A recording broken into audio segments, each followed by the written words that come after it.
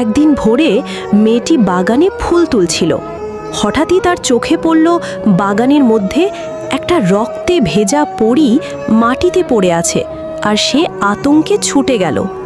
পরীটা কেঁদে কেঁদে বলল, ওরা আমার পরিবারের সবাইকে মেরে ফেলেছে আর আমাকেও মারতে চাইছে।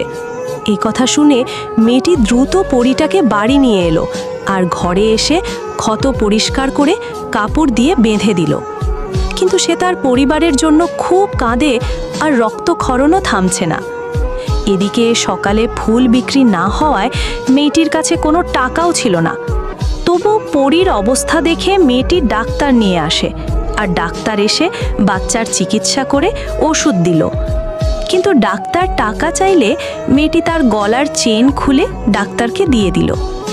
কয়েকদিন পর পরীটি সুস্থ হলো আর মেয়েটিকে বোন বলে ডাকলো, আর মেয়েটির চোখ অশ্রুতে ভিজে গেল। তখন মেয়েটি বলল, তোমার একটা লাইক আর সাবস্ক্রাইব পরীটাকে সুস্থ করে তুলতে পারে।